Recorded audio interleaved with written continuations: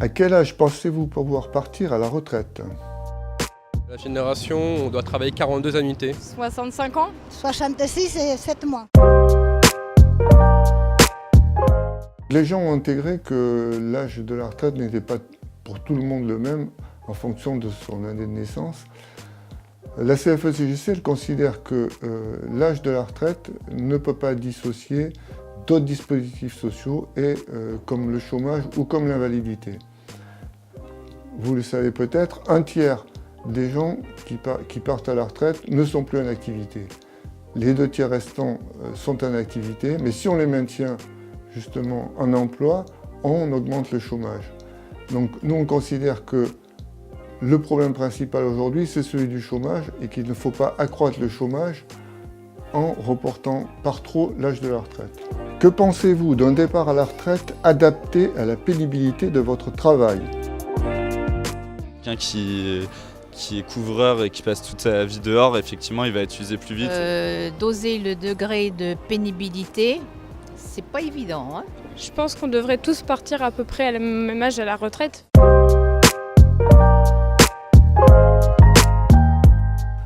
Il est évident que la pénibilité doit être prise en compte dans l'âge de départ à la retraite.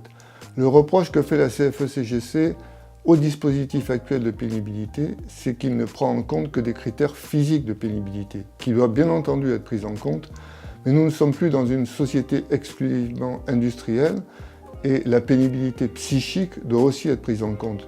Vous connaissez le syndrome d'épuisement professionnel qu'on appelle burn-out, lié souvent à des objectifs impossibles à atteindre, etc. Donc la pénibilité, oui, mais aussi la pénibilité psychique. Les mesures prises pour les retraites d'aujourd'hui vont-elles, selon vous, garantir la vôtre demain? Je pense pas. Non, ça peut changer parce qu'on est encore jeune et il y a énormément de temps jusqu'à la retraite. Oui, mais malheureusement, tous les 5 ans, on va rallonger l'âge de départ pour la retraite. Donc à chaque fois, les mesures sont temporaires et prises pour un horizon de 5 ans.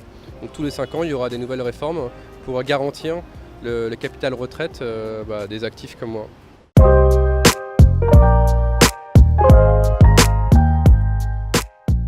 Donc là, il faut ici combattre une idée reçue selon laquelle les jeunes n'auront plus de retraite.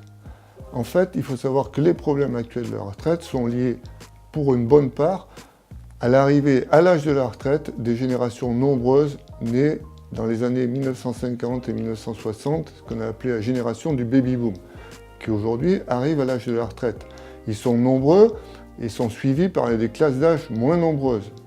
Nous sommes dans un système par répartition, ce sont les actifs qui payent pour les retraités, et donc ça pose évidemment un problème. Mais ce problème s'effacera lorsque la génération du baby-boom s'effacera elle-même.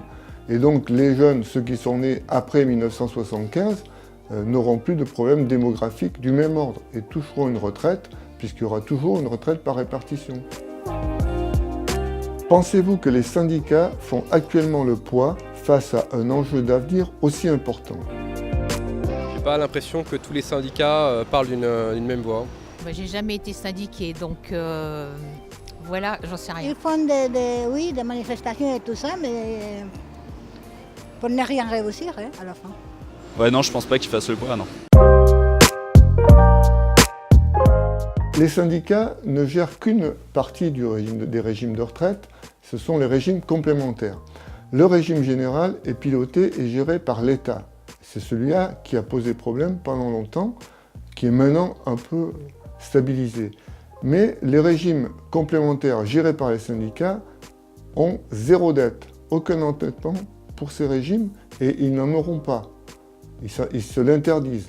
Donc, on peut dire que les partenaires sociaux, syndicats et patronaux, gèrent correctement les régimes de retraite dont ils ont la charge.